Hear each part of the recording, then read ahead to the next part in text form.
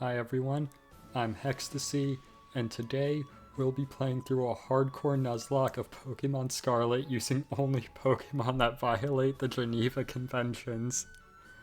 Now, I am no expert on the top of international treaties, so I'll only be using Pokémon I'm confident can be classified as war criminals. This is largely going to be Pokémon that cause unnecessary suffering, severe damage to the natural environment, indiscriminate attack on civilians, pillaging, and attacking the wounded and sick. There will be a few other Geneva Convention violations, but we'll discuss those when we get there. And for this challenge, we'll only be judging if a Pokemon is a criminal or not based off their Pokédex entries. Otherwise, anything that can learn Poison or Fire-type moves could be thrown on our team. And just saying they're capable of spewing fires hotter than the surface of the sun isn't enough. We're specifically looking for the ones that use it on others. And here is a list of the Pokemon I am confident deserve to be thrown in the brig. For our starter, we'll be taking Fuecoco and naming them after my favorite war criminal, Anakin Skywalker. But they aren't violating any article in the Geneva Conventions until they evolve to Skeledirge, where it starts burning people alive. So it's at the Pokepath where we catch our first actual criminal, a scatterbug named Koth. They're on the hook for the indiscriminate scattering of poisonous substances, and when they evolve to Spupa, it's the same deal. They quickly beat Arven and then evolve once more into a Vivillon before smacking Nemona's team. Afterwards, we're able to catch a few more Pokemon who aren't criminals now, but are destined to commit some of the most vile acts of barbarism once they evolve. These include Adigalia the Hatena at South Province Area 4. At Area 1, we find Barris the Oricorio, who isn't a criminal when they're yellow, Ayla the Bounsweet at Area 2, Yaddle the Tinkatink in Area 3, Sacy Tin the Houndour in the Inlet Grotto, and finally at West Province Area 1 we catch Obi-Wan the Ghastly, who we actually can use right away. The first gym leader, Katie, doesn't stand a chance against Koth, but the first Titan we have to take on could be an issue. So we BLJ up this cliff to get a TM that should be a huge help. Onto the fight, we immediately terrestrialize Koth into a pure bug type in case Cloth tries to hit us with a rock type move. We land a Giga Drain, dealing just enough damage to activate their Anger Shell ability. A Vice Grip takes out half of our HP, but our leftovers heals us up a bit. We protect to get an extra turn for healing, and then Cloth just uses block, so we get a free hit to end the first phase of the fight. For the second phase, we're starting with Obi-Wan, and we have Arven helping us out. Luckily, Cloth is too busy messing with his Shelter, so we get off a couple of acid sprays to drop their special defense, and then Shelter beats it with a water gun. Guess there really wasn't anything to worry about. Next is the grass gym leader Brassius, but once again, Koth sweeps. Sudowoodo has Sturdy, so we terrestrialize and use Pounce to break Sturdy and lower their speed in case they use Trailblaze, and one more attack wins the fight. We next find ourselves in East Province Area 2, where we get Tatooine the Sandygast, who's on the hook for conscripting random people to do its work and attacking children. Back at Area 1, we find Jocasta Nu the Murkrow, who is known to pillage, and we quickly evolve them into Honchkrow, who attacks both the injured and non-combatants alike. They're very ruthless, and we'll need that to take on Bombardier, the horribly animated Titan. We start by immediately terrestrializing and trading wing attacks. We repeatedly use Protect to heal from our leftovers, and we're able to recover just enough HP to survive another attack and end the first phase of the fight. Arven shows up, and we'll be relying on him to do most of the work for the second phase. We keep using Protect, hoping to block an attack, but Bombardier is exclusively attacking Knackley, who won't stop using Rock Polish. Eventually, they start using Rock Throw, and realizing Bombardier has no intentions of touching Jocasta Nu, we land a couple of wing attacks, and Bombardier goes down. With Bombardier's defeat, we can swim now, so we head to the Southern Sea where we catch Ventress the Magikarp, who is immediately evolved into a Gyarados, whose knack for destroying everything in its surroundings is what the children would call no bueno. But we can put that power to our own use, so I'm happy to have them around. We'll be taking on Glaucoma, the leader of Team Star's Dark Base, next. He starts with a Pawniard, and we bring out Jocasta Nu. We're hit decently hard by a Metal Claw, but we land a Mud Slap that's just as hard and drops their accuracy to boot. And then their Defiant ability boosts their attack. I feel like I always forget about that. Luckily, it can't put that attack boost to use as it misses its next attack, and we land a Wing Attack for a little damage. Their next Metal Claw lands, bringing us low, but our next Wing Attack puts them into KO range. But they are faster and use Aerial Ace, a move that always hits. I really didn't think this fight through. I just saw Mud Slap and thought it was going to be the biggest brain idea to use a 20 power move against Shredder's baby cousin. But we can bring out Koth now, who outspeeds Pawniard and takes them out with a Pollen Puff. His Starmobile is out next, so we land a Pollen Puff for big damage, but not before having our special defense dropped by a Metal Sound. We switch to Ventress on a Snarl, and then trade attacks back and forth for a while, and our last attack seems to leave them with just 1 HP, so we have to switch out. Koth could probably survive 2 attacks in a row, but a critical hit would be disastrous. So we sacrifice Tatooine to get the free switch in and finish the job with 1 more Pollen Puff. Next, we head to the East Paldean Sea to catch Talzin the Marini, another chemical warfare enjoyer. There's another battle with Nemona here, but we have a Gyarados. What's she gonna do about it? But our next challenge is to take on the Electric Gym Leader Iono, who normally gives me quite the brutal fight. So in preparation, we evolve Yaddle to Tinkatuff, who commits ethnically driven attacks against Pawniard in order to use their body parts as weapons. And we also evolve Sacy Tin into a Houndoom, whose Pokédex entries make it seem like the worst thing to ever exist. We also grind up all of our Pokemon to the edge of the level cap, and now we're ready to take on Iono. She starts with her Wattrel, while we bring out Yaddle. We start by using Fake Tears to drop their special defense, and we're hit by a Spark which immediately paralyzes us. Great start. But after tanking another Spark, we can land a Draining Kiss for big damage. And after leftovers, we are completely healed. We tank 1 more Spark, and we land 1 more move to take out Wattrel. And this levels up every Pokemon except Obi-Wan. Bellibolt comes in next, and it also hits us with Spark, but Yaddle pushes through Paralysis again to use Fake Tears and cut Bellibolt's special defense in half. We're brought low on the next turn, but we use Draining Kiss for solid damage and it heals us up a bit. But thanks to their Electromorphosis, that ability, their next Spark will Electromorphosis ability, their next Spark will deal double damage. So we decide to sacrifice Talzin so we can get a free switch to Ventress. We Terrasilize into a pure water type and land a Surf for the KO, and next in is Luxio, whose Intimidate ability drops our attack stat, allowing them to survive a waterfall and land a Spark for solid damage.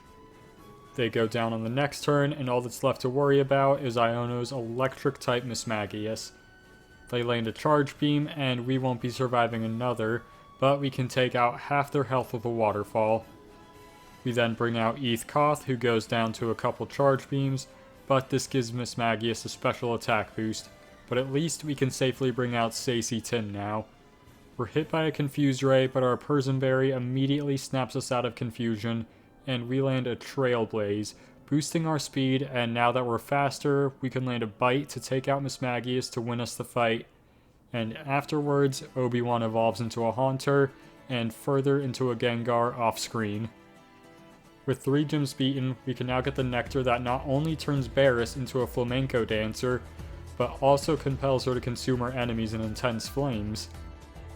We also catch Umbara the Bramblin, who is not a war criminal, but by taking them on a walk and showing them Paldea's greatest sin, the lack of fashion, their anger not only causes them to evolve, but convinces them to conduct indiscriminate attacks on civilian populations. And our next task is to take on Mela, the leader of Team Star's Fire-type base. We have a Gyarados, so really this shouldn't be a problem, but we decide to have fun with this one. Her Torkoal only knows 2 moves, so by switching between a couple Pokemon, we can drain all the power points out of one move, leaving her with just Flame Wheel. But Sacytin has the Flash Fire ability, so they're immune, and can set up 3 Nasty Plots to max out their special attack, and then annihilate Torkoal and her Starmobile. But they don't stop there. We can go to Orthworm, the Lurking Steel Titan, who is also erased by a single attack. We then head into the desert where we catch Watto the Larvesta, who evolves at a very late level, so despite them being born a war criminal, we won't be using them for a while. We also catch Kit Fisto the Shellos at West Province Area 2, and we evolve Ayla all the way up to a Serena, who not only causes injuries that never heal, but treats its defeated foes in a degrading fashion while continuing to attack them, which is no bueno. That's at least 3 crimes, and someone with better knowledge could probably find more. Moving on, Kofu the 4th gym leader is up next, but by spamming Giga Drain, Umbara can easily take the win. We then head to West Province Area 3, where we try to catch a Primeape, but it doubles our attack with Swagger, causing us to kill it, so that's unfortunate. But we're then able to evolve Kit Fisto into a Gastrodon, and its Pokédex entries make it seem like a gentle creature that's just vibing around, until Gen 9 decided that they slowly dissolve living creatures before eating them. We also evolve Adi Galea into a Hatrem, who commits acts of indiscriminate violence, and we next head to the Tag Tree Thicket to catch a Pawniard named Ahsoka. And while we're here, we can take on Team Star's Poison-type leader, Atticus. He starts with a Skuntank that can't hurt Yaddle so long as we're using status moves, so we set up a substitute and use Sword Stance until it runs out of Sucker Punches, and then destroy it with a Metal Claw after healing up with Draining Kiss. Revavroom comes in next and lands a Bulldoze, breaking the substitute before we land a Metal Claw for honestly little damage, so we're gonna swap out here. We bring out Ventress, avoiding the Bulldoze, and then beating Revavroom with a couple Waterfalls, not taking much damage in the process. Muck comes in next, so we bring out Yaddle on a Sludge Wave and start hammering away with Metal Claws, and Muck begins hitting us with Mud Slaps to lower our accuracy, so periodically we have to switch between Ventress and Yaddle to reset her accuracy, and eventually Muck goes down. All that's left is the Starmobile. We switch to Ventress to lower their attack, and we're hit by a Spin Out that deals negligible damage. We then send in Kit Fisto on a Flame Charge that does so little damage that our leftovers completely heals us. It then uses Noxious Torque, still not doing a lot of damage, but it poisons us before we use Dig. This originally was supposed to give us an extra turn to heal, but now it's just an extra turn of poison damage. But we also know Recover, so by switching between Recover and Dig, we can stay healthy and we eventually win. With our level cap now at 36, we can finally bust Anakin back out and evolve him into Skeledirge, who attacks with 5400 degree flames. And I, personally, have never been burned alive, but I have touched a baking sheet right out of the oven, and given that this is significantly hotter than the temperature I bake cookies at, I think this might constitute unnecessary suffering. Anyways, we'll be taking on the 5th gym leader, Larry.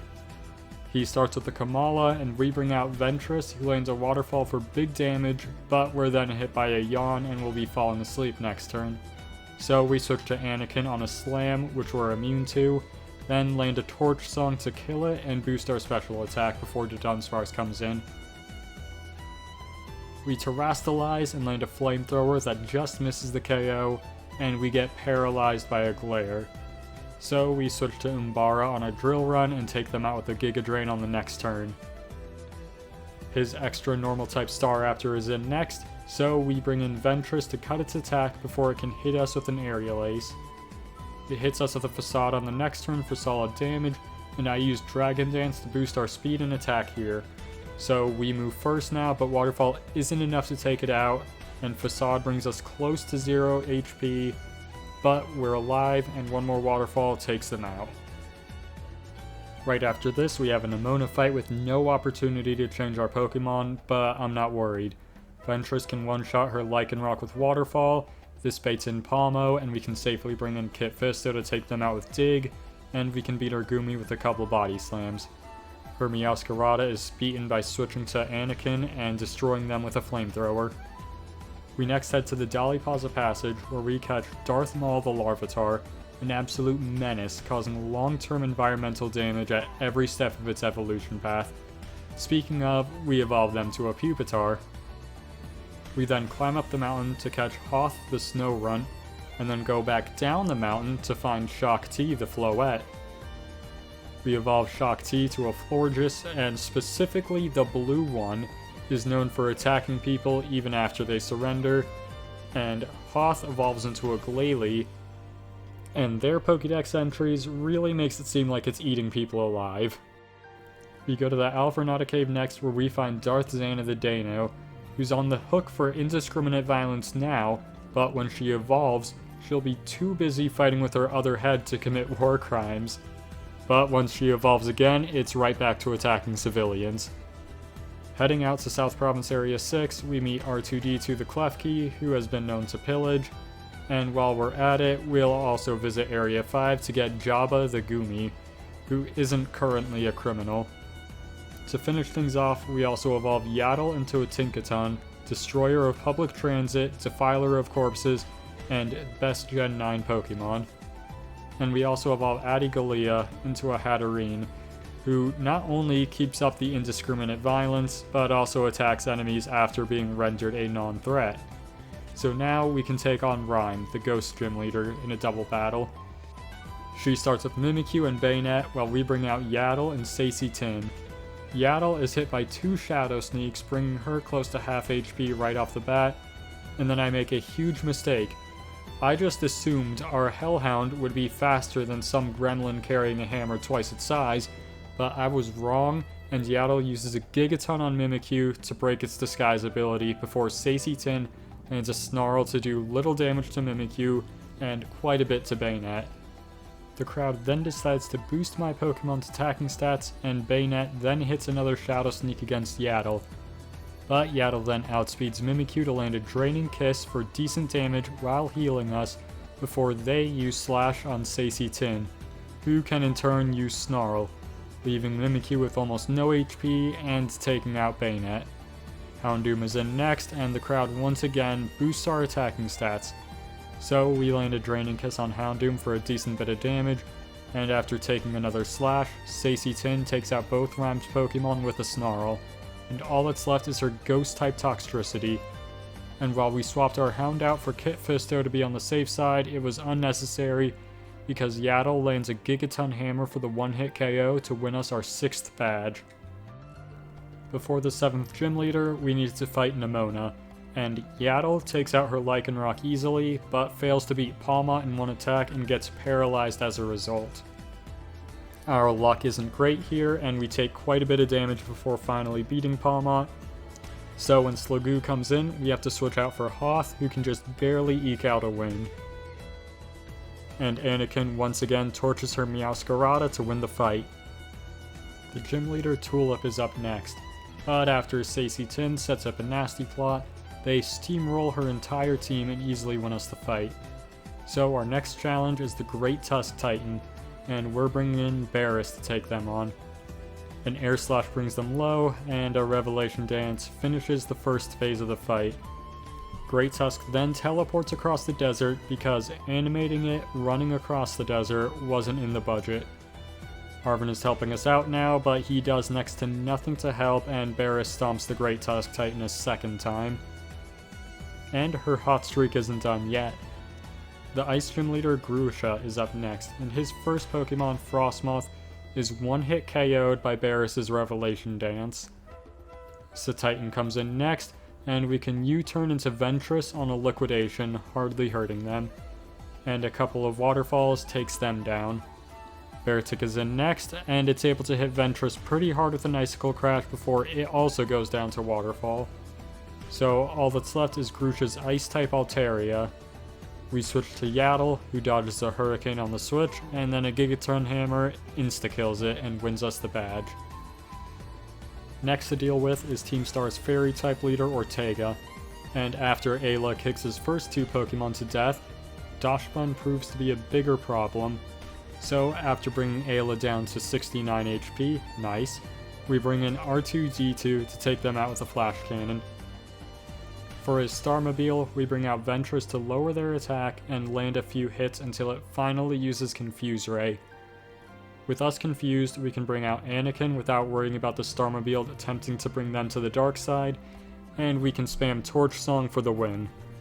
With that win under our belt, we'll be catching the last Pokemon for this run. In the North Sea, we get Akbar the Skrelp, another fan of using poisons. At North Province Area 1, we find Dooku the Dratini, who is debatably not a war criminal while they're a Dragonair, but as a Dragonite, all of their Pokédex entries say how gentle and calm it is, except for one where he's committing acts of indiscriminate violence. Area 2 has us catching Embo the Amoonguss, who, to no one's surprise, is poisoning people. At the Sauerkraut Trail, we catch Plo Koon the Lurantis, who disguises himself as a non-combatant before committing murder. And at the Castle Royal Lake, we find Yoda the Krogunk. Come, young Skywalker. Cause inhumane amounts of suffering, we must. That's the best Yoda impression I can muster. But finally, at the West Paldean Sea, we don't catch anything, because I just never felt like going there. Next, we'll be taking on Team Star's final base and their fighting-type leader, Aerie. She starts with the Toxicroak, and we bring out Barris, who lands an Air Slash to just barely miss the KO, and then loses close to half her HP to a Poison Jab. But we can then land a Revelation Dance to take them out. Passimian is up next, so we U-turn to Shock T, who is hit by a Rock Tomb. We're then outsped and hit hard by a close combat, but this drops their defenses, so a Draining Kiss, while barely missing the KO, fully heals us. We tank another close combat and then smooch the monkey to death before she brings in the dead monkey to fight us. It also uses close combat, lowering their defenses, allowing us to heal more off of a Draining Kiss. So when it hits us with a Rage Fist on the next turn, Shock T barely survives and is able to take out Annihilate with one more attack. Lucario is in next, and without knowing any moves that do much to Shock T, we can just use Draining Kiss to fully heal us and take them out, and all that's left to deal with is her Starmobile. We first switch to Ventress to drop their attack, but they use Shift Gear, boosting their attack back to normal and doubling their speed, completely erasing the point of bringing Ventress in. We switch to Embo as they use another Shift Gear, and they decide to do it one more time, and that lets us use Grassy Terrain, which activates our Grassy Seed item to increase our defense. And then they decide to set up yet another Shift Gear, only benefiting their attack since their speed is already maxed out. Embo then uses Clear Smog, doing a tiny bit of damage and resetting all of their stat changes.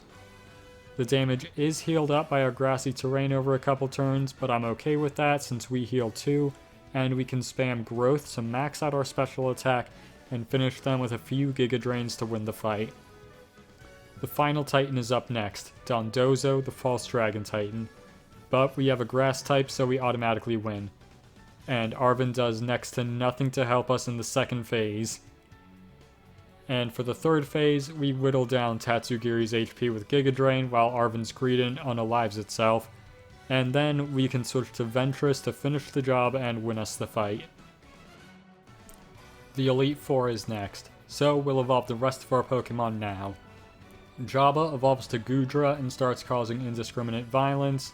Yoda evolves to Toxicroak and is doing exactly what he used to before. Same with Akbar, who he evolved to Dragalge. Darth Maul evolves to Tyranitar. Formerly Darth, now just Maul. Okay, just Maul. Darth Zannah evolves to Hydreigon, but its level is so high we'll only be able to use it for a couple fights after the Elite Four.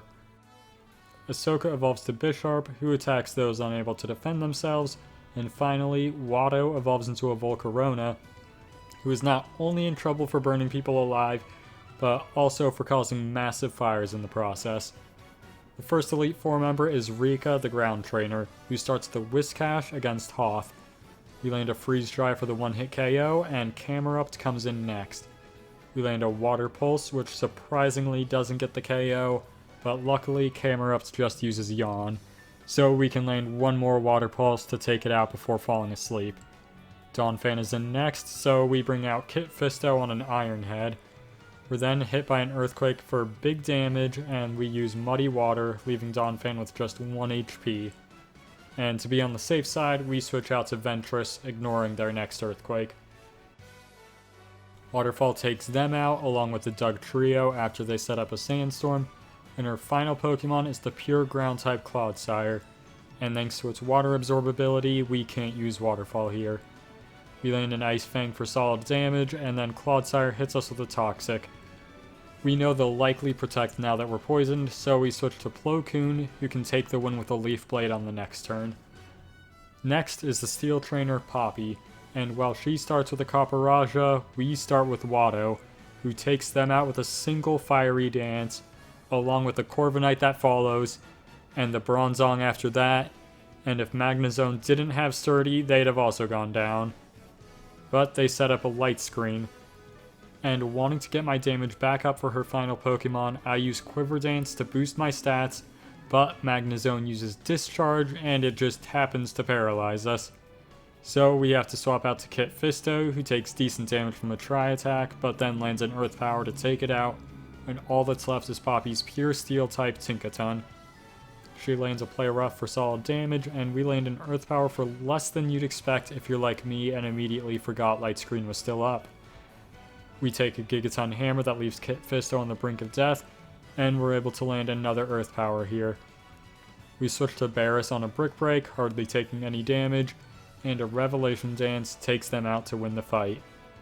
Next up is Larry, who's now rocking a Flying-type team, except they're all dead now because Dooku turned into a Beyblade and took out every single one of his Pokemon in a single hit. Fourth is Hassel, an actual threat who starts with a Noivern against Dooku. They outspeed and hit us hard with a Dragon Pulse, but we then land an Ice Spinner for the one-hit KO. Flapple comes in next, so we swap to Yaddle, expecting them to use a Dragon-type move, but they use Leech Seed. We outspeed, and a Play Rough takes them down, and next in comes Dragalge. We hit a Draining Kiss to heal up a bit so we can scout out what move they're using, and it's Hydro Pump. We switch to Adigalea, who handles it well, but then gets outspat and killed by a Sludge Bomb just before they were able to make their first move of the run. Shock T comes in next, and she's actually able to survive the Sludge Bomb and net us the KO, but she gets poisoned in the process. Haxorus is in next, and they kill Shock T with an Iron Head, so we bring in Ventress to lower their attack, and we trade attacks back and forth. Their Rock Tomb against our Ice Fang, and after a couple turns, Ventress comes out on top. His pure Dragon Excalibur is his last Pokemon, and we switch to R2-D2 as he goes for his signature Glaive Rush, which we're immune to. We can spam Draining Kiss to safely take them out and win the fight. Geeta is up next, and she starts with an Espathra while we bring out Ahsoka. They hit us with a Dazzling Gleam, but then go down to a single Night Slash. Avalugg is up next, so we switch to Barris as they use Body Press, hardly hurting us. And we can then land a Revelation Dance for the KO. Geeta brings in King Gambit next, so we U-turn to Yoda on a Stone Edge, who dodges the attack and beats King Gambit to a pulp. Go-Go comes in next, so we switch to Sacy Tin as they use Zen Headbutt, which we're immune to. A Flamethrower just misses the KO, but Go-Go wastes its only opportunity to attack by using Bulk Up. One more Flamethrower takes them out, and next up is Veluza, and this is where Sacy Tin's time has come.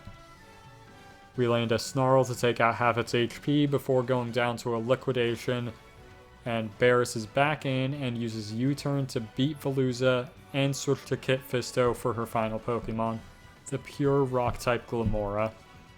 She lands an Earth Power, then Kit Fisto shows her how it's done and lands a real Earth Power. She tries to repeat it, but goes down to one more Earth Power to win us the fight. Top champion Gita. More like top idiot Gita. Next, we're taking on Clavel. He starts with an Oranguru against Ahsoka. We land a Night Slash, which just barely misses the KO, and we're hit by a Yawn. But we choose to stay in and take it out before falling asleep. Clavel brings in Houndoom next, so we switch to Maul for their debut battle. What fun! What fun! They kick up a sandstorm and gets hit by a fire blast for little damage. One more fire blast lands, but then Houndoom is annihilated by an earthquake.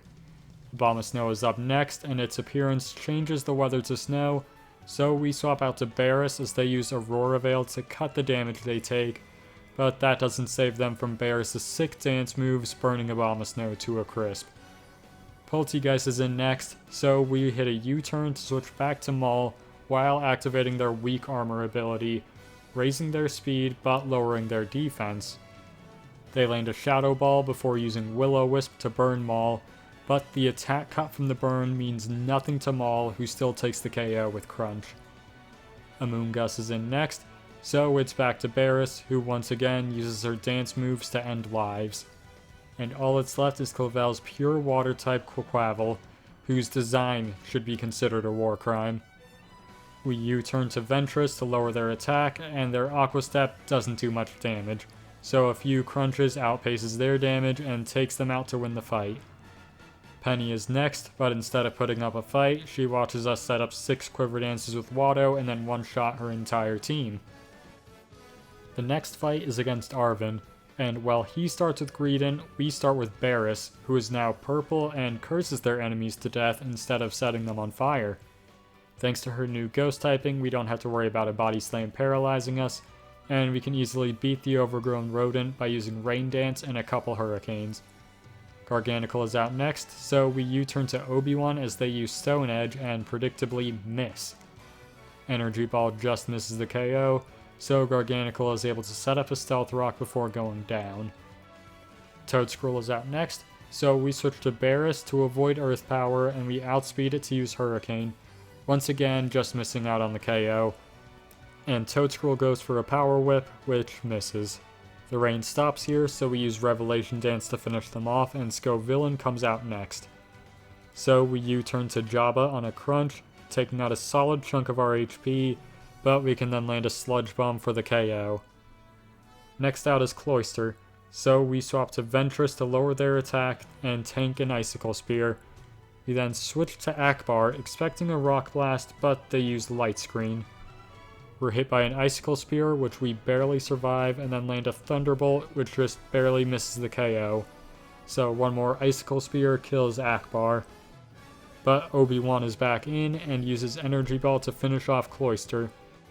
Arven's final Pokemon is his Extra Dark Mabostiff, and our Dazzling Gleam only takes out about a third of its HP, and Obi-Wan goes down to a crunch, not becoming more powerful now that he's been struck down. But Yaddle is free to come in now and use Play Rough to leave Mabostiff on the brink of death, and it hits us with a strong Fire Fang. But it's weak enough for it to go down to a Draining Kiss, and we win the fight. Our penultimate fight in this run is our final battle against Nemona, starting with her Lycanroc against Ayla. She actually manages to land a Stone Edge, taking out close to half of our health, but we then land a Trop Kick to get the one-hit KO. Goodra is up next, and it outspeeds us in order to kill Ayla with a Sludge Bomb, so we bring out Darth Zannah, and our Pokemon begin trading Dragon Pulses back and forth, but Zannah comes out on top in the end. Palmot comes in next, and after the long wait for Darth Zannah to finally be able to fight alongside the rest of our team, she is killed by the stupid rat punching them into oblivion. Maul comes in next, and they're hit by a close combat. Cannot imagine the depths I would go to stay alive, fueled by my singular hatred for you. And survive on 1 HP thanks to the Focus Sash, and they take out Palmot with an Earthquake. Orthworm is in next, and with 1 HP, we have to switch. We bring in Barris, who is red and causing unreasonable amounts of suffering again, easily tanking Orthworm's attack and then dancing Orthworm into an early grave. Next in is the Dunsparce, and we U-turn to Yoda on a Hyper Drill, which they survive in the yellow and then land a close combat for the KO. Finally, her pure grass Meowscarada is in, and it outspeeds Yoda and kills him with the Play Rough. But now we can bring in Watto, who Meowscarada has no way to really hurt, and after tanking a Thunder Punch, Watto lands a Bug Buzz for the one-hit KO to win the fight. Next up is Seda, the final fight of the run, and for this we'll be bringing in Barris the Oricorio, Maul the Tyranitar, Watto the Volcarona, Kit Fisto the Gastrodon, Ahsoka the Bisharp, and Yaddle the Tinkaton. So let's get to it. Seda starts with her Slither Wings, and we bring out Barris, who immediately scores a one-hit KO with an Air Slash, and Fluttermane is up next. We try to go for a Revelation Dance, but it outspeeds Barris and takes her out with a Shadow Ball. Ahsoka comes in next, and she's hit by a Mystic Fire for massive damage, but we survive and it activates our Define ability, doubling Ahsoka's attack, and guaranteeing Fluttermane is returned to the grave with a single Iron Head. Screamtail is up next, and they outspeed Ahsoka and take her out with a Drain Punch, so now we bring in Kit Fisto. Screamtail's Play Roughs don't do much damage, so we can land a few Sludge Bombs to get the KO, and then Brute Bonnet is in next. It outspeeds Kit Fisto and kills them with a single Giga Drain. So we bring in Watto and use Bug Buzz to get the Revenge KO. Sandy Shocks is up next, and its Power Gem just fails to kill Watto, so we get to use Giga Drain, but that's not enough for the KO either, and Watto goes down on the next turn. Maul is in next, and they handily tank an Earth Power before using Earthquake to take out the Magnetic Menace. But now we need to beat Seda's final Pokemon, a Roaring Moon, whose ability and item boost their attack. Will it end here? Like this? No. No! So Maul had no chance of surviving an Earthquake, and it's down to our final Pokemon, the cutest little war criminal Yaddle the Tinkaton. We Terrastalize into a pure Fairy type, causing Earthquake to fail to get the KO, and we land a Draining Kiss, leaving Roaring Moon with hardly any HP but fully healing us, which guarantees our victory thanks to our Focus Sash. But we won't have to worry about that, since the Sandstorm that Maul left behind does just enough damage at the end of the turn to take out Roaring Moon. Maul may be dead, but the impact of his violations of the Geneva Conventions will last forever. Well, I had a lot of fun with this run, especially determining which Pokemon are spitting on the Geneva Conventions. There were probably a lot of things I missed, but with the number of Pokemon I was able to get this run, it's probably a good thing. And it looks like some Pokemon just decide to stop being war criminals once they evolve. So maybe I could do a run using only Pokemon that have reformed their ways, or got better at hiding their crimes. Anyways, I've been Hextasy, and thanks for watching.